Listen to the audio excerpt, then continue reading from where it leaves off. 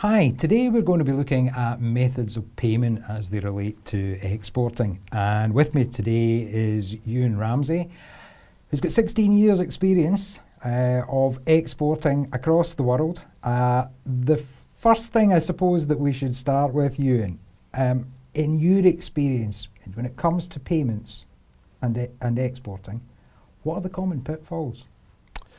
I think common pitfalls are really companies not understanding the landscape that they're about to enter into when it comes to exporting. Exporting is a funny aspect to business where people are a bit nervous about asking questions because they don't really know what they don't know in many instances. And it's easier not to ask a question than to sometimes ask a question and to be made to look a bit silly. So understanding your own risk profile as a business, what might be too risky for one business might be acceptable for another. So once you start to understand really the landscape that you are prepared to operate in as an exporter, that gives you a good starting block. You then need to be talking to a range of different partners, whether that's payment providers or banks or other networks in the market that you're operating into. And once you start to gain a picture and really develop an international trade mindset within your business, that will enable you to deal with all of the issues going forward. Okay, so don't be afraid to ask questions is what it boils down to, really, isn't it? Absolutely.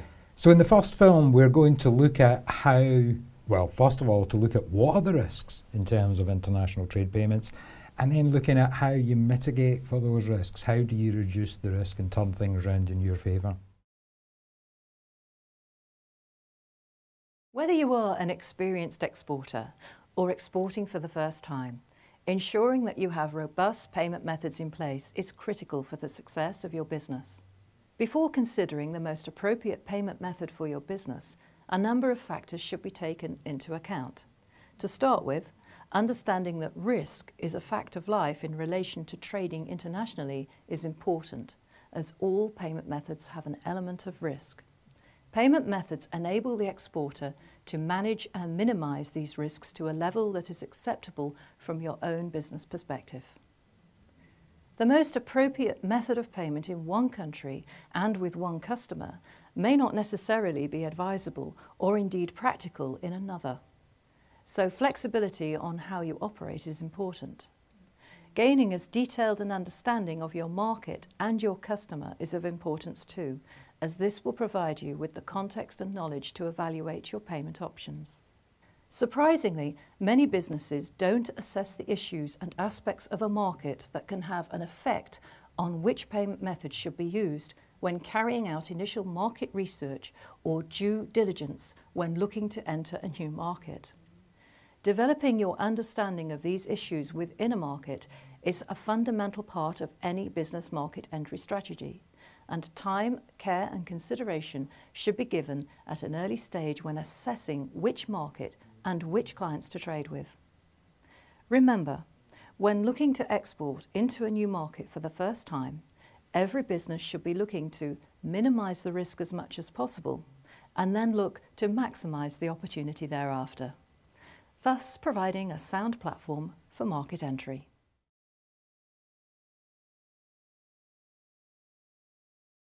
So we heard there risk is clearly an issue in all forms of trade, but specifically today we're looking at overseas trade. If you were to give people one piece of advice, Ewan, in terms of minimising risk, what would it be? I guess the one bit of advice, I would break it into two segments. First and foremost, as a business, you need to understand your tolerance to risk.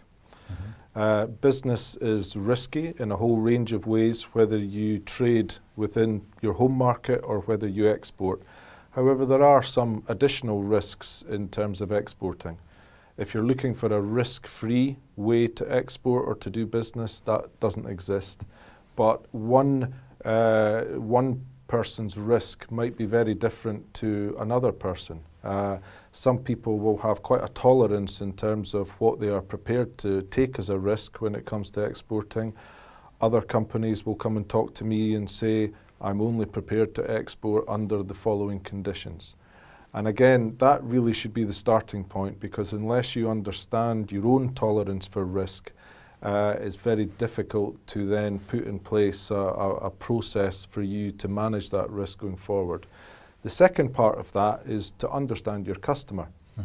And that might be something that I'll touch on throughout the course of this webinar, but it's something that a lot of companies don't actually know who their customer is. And that may seem a very strange thing to say, but when you've got international trade with a whole series of elements to the supply chain, sometimes understanding, is your customer an agent? Is it a distributor? Is it the end customer in that country? Or is it somewhere in between? That can be quite complex to understand, especially for brand new exporters. And when it comes to risk and international trade, to understand where your business sits along that kind of spectrum is incredibly important. Because if you don't understand that, then it's very difficult to make the appropriate decisions going forward. There was also reference in the film to market-specific information, and that being important. Can you say a bit more about that? Yeah, I guess. I mean, I've, over many years, exported in dozens of countries across the globe. And exporting, in many ways, is a mindset. As a business, if you've never exported before, it's very rare that you can enter into a new market without starting to get to know and understand that market in a bit of detail. So if you want to export to the United States, for example, you really need to make it your own business to learn as much about that country, that market, series of markets, depending on what sector you're trading into. So again, linking in through Smart Exporter, through Scottish Development International and UKTI that have got global offices right the way across the world. There are other services that these organisations offer which are invaluable in getting knowledge and understanding in country. In terms of some of the business that I do, I export into Scandinavia, certain parts of Central Europe and North America. So I get daily feeds, weekly feeds in terms of economic data and information, and that all helps to build a picture in terms of risk factors that I should be aware of when I'm trading with these countries. So that mention of economic data kind of leads us quite neatly into the second of our films, where we're going to be looking at exchange rates, because clearly that can be a key factor. So let's go over to the second film, where Tanya will talk a little bit about exchange rates. Companies who are relatively new to exporting often wonder about the impact of exchange rates on commercial contracts. As exports increase, the factors which can affect the exchange rate within different markets become increasingly relevant. Before starting to consider how to mitigate the risks associated with exchange rates, it is important to understand what can affect the exchange rates between the UK and your target markets, as this should also be a factor when conducting market entry research. As mentioned earlier, when you are looking to enter a new overseas market, the level of country research and due diligence which should be conducted can never be too detailed. Often businesses focus exclusively on the size and scale of the market opportunity without spending the time to take a closer look at the political and socio-economic factors which can impact significantly on how an exchange rate can fluctuate. Once your business has entered an overseas market, the research doesn't end there. Having an ongoing understanding and appreciation of all of the factors within a market and the external factors which will also affect the market and potentially the exchange rates with the UK needs to be monitored and managed to reduce exposure. What may be a sound, profitable, relatively risk-free market one day may turn into a volatile, high-risk market overnight if you miss the signals which are happening in the market. This is a crucial element of your business export capability and one which is crucial to get right. Otherwise, the potential risk to your business would increase exponentially.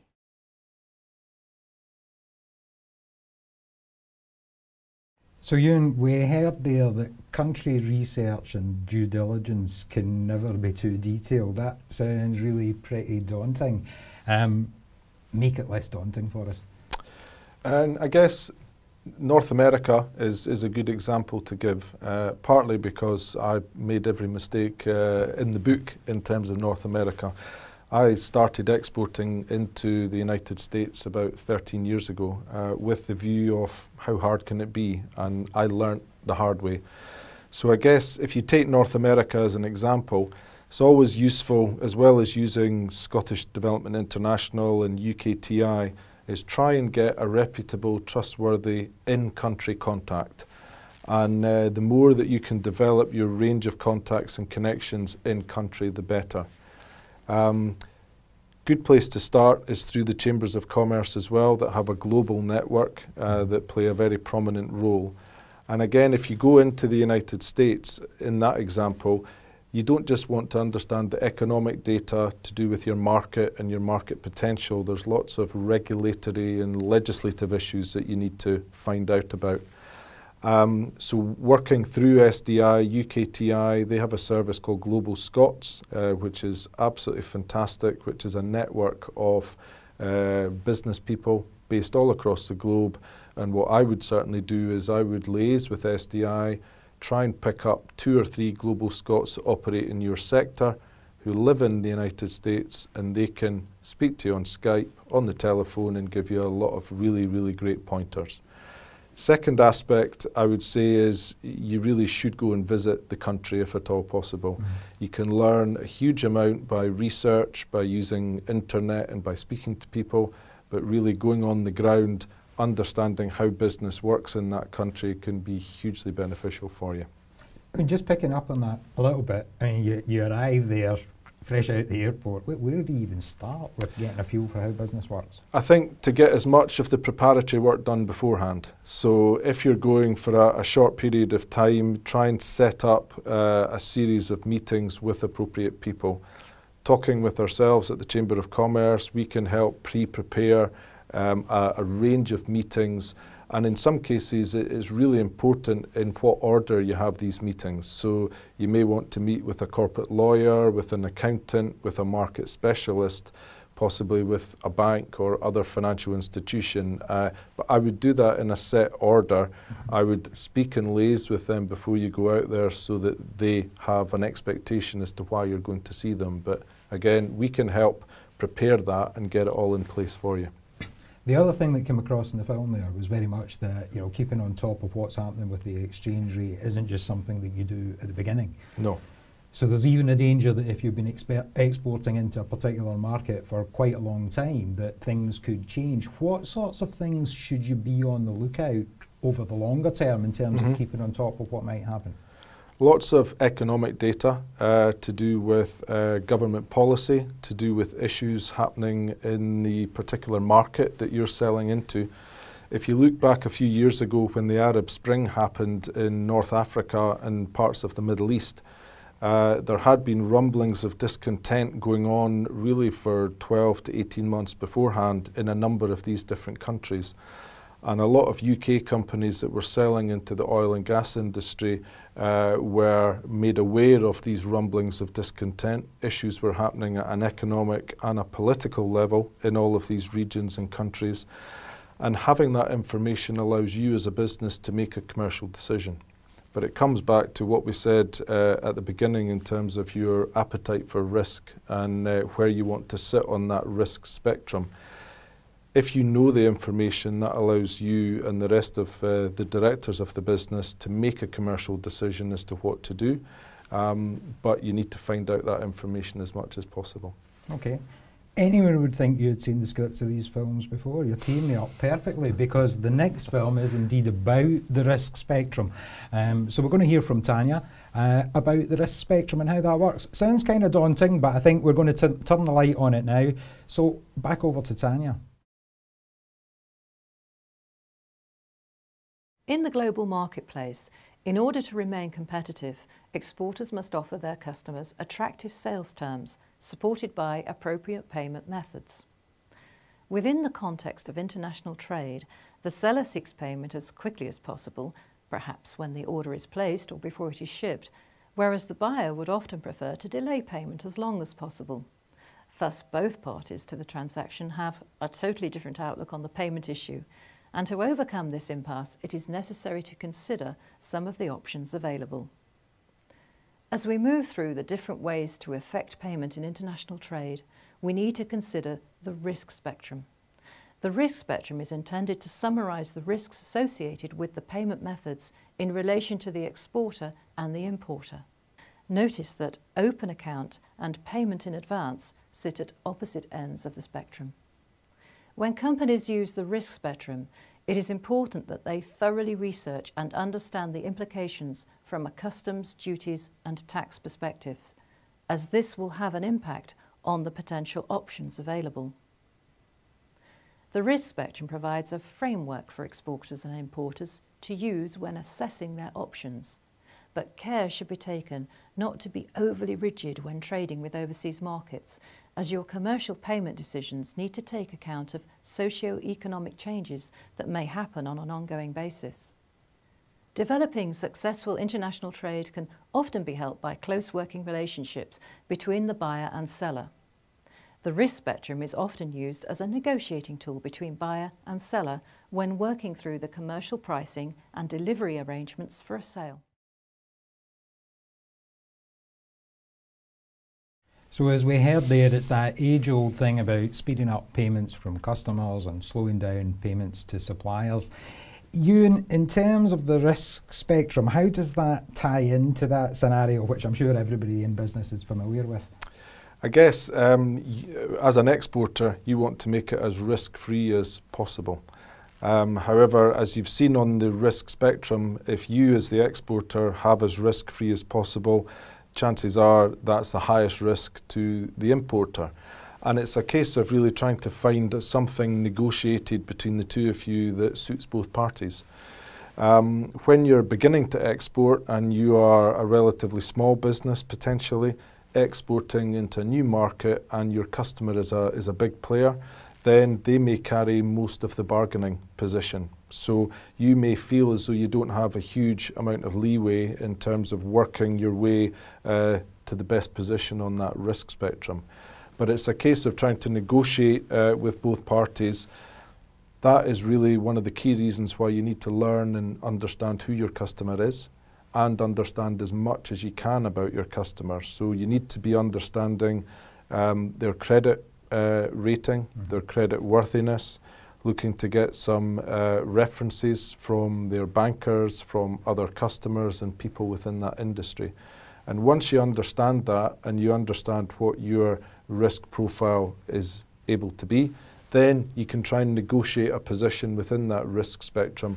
Obviously, the ideal scenario is that you get paid up front before you ship any of your goods. How often that happens in international trade is a debatable thing. So it's a case of trying to make it as risk-free as possible to fit in with the rest of your business. But we also heard there that customs duties and things like tax can play a part. How does that work? They can, and I guess one of the key issues I tend to get brought in with businesses once things have gone wrong, which is unfortunate. I'd far rather work with the businesses before they make the mistakes, if you know what I mean. A lot of issues relate to the Incoterms, which we're going to be touching on in next week's webinar. Incoterms is really international commercial terms that surround a contract.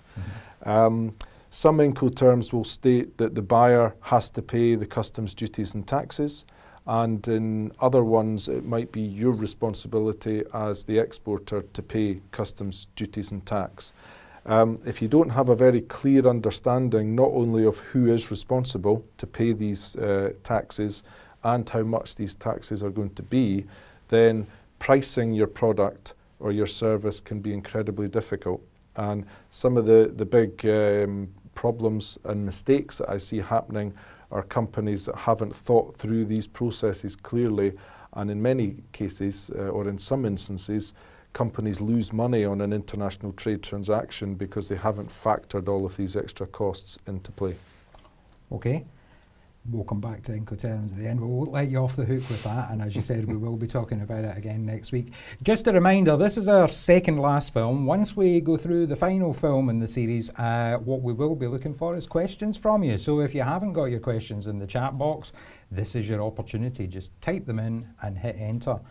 So in this penultimate film, what we're going to be looking at is payment options. And there are 4 key ones that Tanya is going to talk about. Are they complicated? Are they straightforward? Well, we'll leave it for you to decide. As we previously stated, in order to remain competitive, exporters must offer their customers attractive sales terms supported by appropriate payment methods. The risk spectrum sets out where the risk sits for both the buyer and seller, and the different payment methods which sit within the spectrum, enabling that risk to be modified and managed accordingly. Let's look at a few of the payment methods briefly. Payment with order. Whilst removing any credit risk for the exporter, these are the least attractive options for the buyer.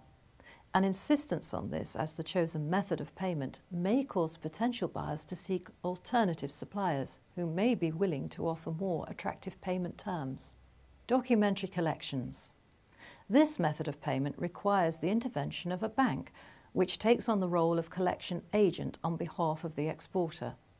On receipt of documents from the exporter, the bank sends those documents to an overseas bank, which either collects payment and remits to the exporter's bank, or obtains buyer's commitment to pay in exchange for the release of documents. Documentary letter of credit. A documentary letter of credit represents a commitment by a bank acting on behalf of a buyer that the bank will pay the seller the value of the credit, provided the terms and conditions detailed in the letter of credit have been fulfilled, this being achieved through presentation of documents. Open account. This represents the most advantageous method of payment for the buyer, in that goods are shipped and often received before payment is due. However, for the exporter, having shipped the goods, this represents the riskiest payment method, as they are reliant on the buyer fulfilling the obligation to pay. Faced with competition in overseas markets, exporters may be tempted to offer buyers open account terms. However, this should only be done if the exporter is convinced that the buyer will adhere to the agreed terms and conditions. So, as we said, 4 different options there that Tanya outlined for us. Let's just quickly run through those, Ewan, in terms of the sort of pros and cons. So the first one that was mentioned was payment with the order. What are the advantages and disadvantages of that? Fantastic position to be in if you're exporting. Customer pays for the goods. Once you've received the money into your bank account, then you ship the goods or release the goods for sending overseas. That's the best case scenario. However, that's it's not a good position for the buyer to be in because they'll then be remitting the money before they've received the goods, and in the early stages of a client relationship that may not happen. That may also impact on the marketing and the sales side of your business because that has some factors, and it may mean that a potential sale gets turned down, if you like. So you need to liaise with the sales and the marketing side of the business. And one thing that I see quite regularly is things to do or issues to do with payments get isolated in the business, and it's just the finance people that deal with it. But it really needs to be linked in with how you sell the product or how you sell the service, because it can be intrinsically linked in together. So bearing in mind, if it's good for you with the exporter, it's not going to be great for the buyer.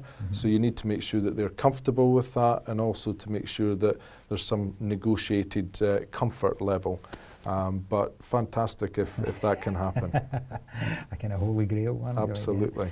The second one that was mentioned there was documentary collections. Yeah. How does that work? I mean, that really works where you get payment once the bank in the importer's country receives the documents, and then all that goes through according to plan, then the importer pays. There is a big but on that one. Okay. It really works for a buyer and a seller who've got an existing relationship. They trust each other. There is no issue to do with the creditworthiness or the ability for the buyer to pay. The big risk factor, though, is that you rely on the buyer to remit the funds. Now, the downside to collection against documents is if for whatever reason the buyer refuses to pay and you have your goods in country and they're just sitting there and nobody's willing to pay you. You really have three options in that situation. You can either very quickly try and find a new buyer within that country to take the goods. You can repatriate the goods, but that would be at your own cost, so you would have to pay for the transportation and shipping to get the goods back into the UK. And the third option, which is the least preferred option, is you just abandon the goods and leave them there. You certainly don't want to be doing that, especially if it is for a premium product or there is a high value in terms of your sale. And the third one was the documentary letter of credit. Yeah, I mean that works. That is as close as you're going to get to guaranteed payment, other than having cash up front. However, it tend to come into play when there is maybe a little bit more of a risky situation, either in terms of your the country that you're selling into, or you're not as far down the road of your understanding of your client and how that relationship works. So it's a nice halfway house to get between getting paid up front and getting paid at the end of the transaction. Now, it can be costly and it can be quite cumbersome and time-consuming in terms of your own time. So you really need to focus on the creditworthiness of your customer's bank, as opposed to purely focusing on the creditworthiness of your customer. With a letter of credit, it's the bank that has the obligation to pay. But from your perspective, if you adhere to all of the terms and conditions of the letter of credit, then the bank is obligated to pay. Right. So very clear that you sit down with your customer and you thrash out in absolute detail the terms and conditions and the wording of the letter of credit, because that's the key thing. Because you then, as the exporter, if you fulfill your obligations per the letter of credit, then the bank must pay. Okay, and the final one that was mentioned was the open account, which I suspect is probably one that suits the buyer far more than the seller? It does, and it's not one that, as an exporter, certainly in an early stage exporter, I would be that keen to do myself. However, reality is that you may feel that you're not in a position to have any other decision. If you're selling into a big player in a market, they don't know you, they may say, our terms and conditions are that you ship, we receive the goods, and once we're happy with that, then we will make payment. Now, if that fits into your risk profile and you're comfortable with that in terms of the value of the sale and any of these issues surrounding that, that might be something that you can live with. You may also want to look at things like credit insurance, export credit insurance. That can be quite costly and quite cumbersome and isn't applicable in all cases. So again, when it comes to pricing your product, if you are going to go down the route of getting paid on open account, you need to factor in the timeline between you shipping the goods and you receiving payment. And in some parts of the world, that can be a considerable period of time. So just be aware and make sure that you understand your in-country research, I guess. Okay. Fascinating. We could probably spend a whole webcast on that subject alone, but I'm conscious of the fact that we are now seeing some questions coming through from the audience, which is fantastic. So let's, without further ado, go on to the final film in the series of 5. This time we're going to be looking at currency risks and, more importantly, how to manage those risks. What is a currency risk? It is a financial risk posed by an exposure to unanticipated changes in the exchange rate between two currencies. Any business which exports or imports goods or services is faced with an exchange rate risk, which, if not understood and managed correctly, can have severe financial consequences. There are far more readily accessible options these days for SMEs in relation to managing currency risk. The starting point is to understand that currency risk is in fact a relevant factor for you and your business. Many businesses don't see the implications for them and their business and overlook the practical solutions which can be implemented to mitigate this risk. Whether you are an experienced exporter or just starting out on the export journey, it is important to initiate dialogue with your bank of payment provider. Sometimes business is turned down or renegotiated in a way which increases risk or potential liability without firstly talking to your bank or payment provider to understand what options may be available to you. Remember, your bank or payment provider is there to help and work with you to find a solution to make your commercial transactions safe and secure.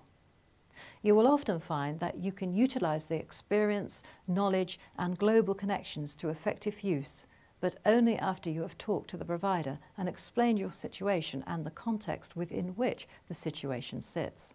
Only after having this discussion will the payment provider be able to offer a solution that fits your requirements whilst taking all of your other factors into account.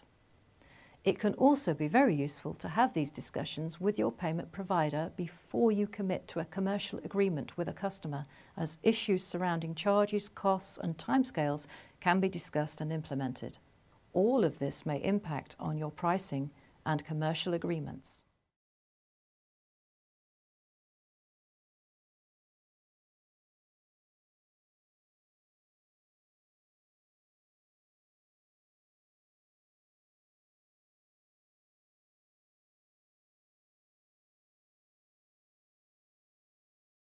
So that film kicked off by essentially saying that nowadays there are more readily available mechanisms for managing currency risk. Can you tell us a wee bit more, Ewan, about what they are? Yeah, there's some very simple tools really. A lot of online banking systems now allow you to have currency accounts. So you may have a euro account, your sterling account, US dollar account.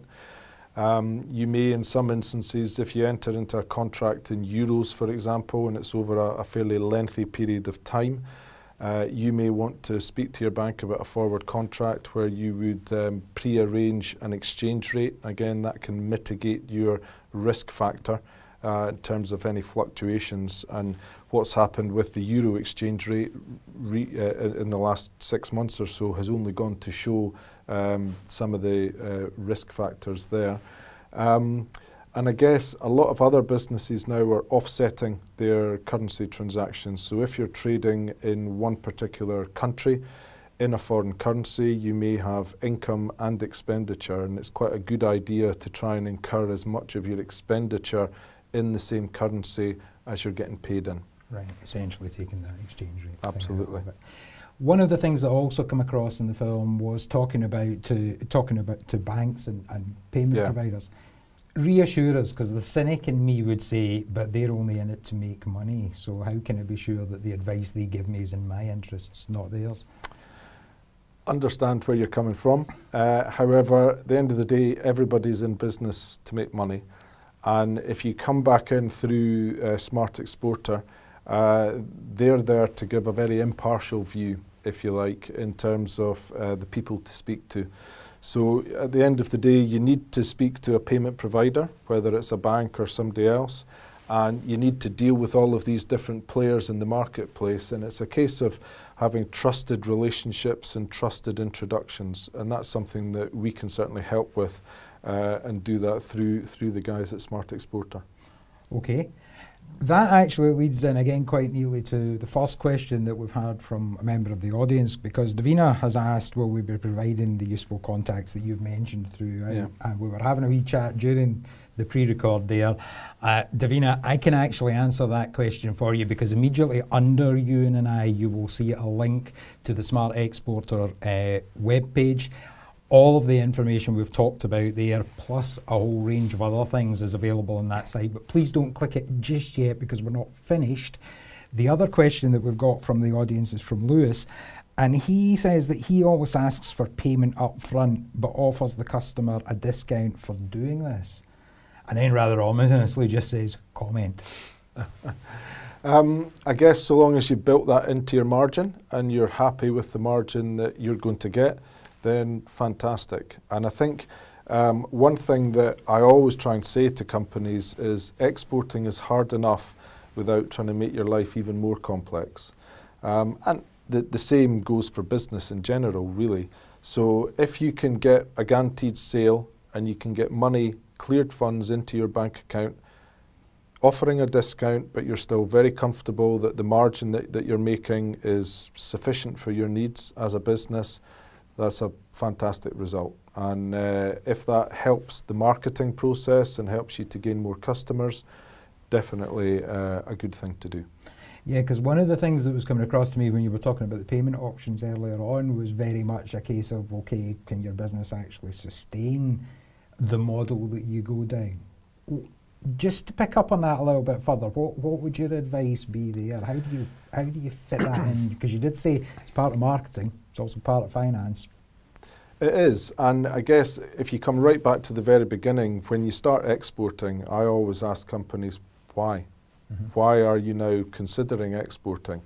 And it's a very simple question, but you would be amazed at how often companies don't really have an answer for that.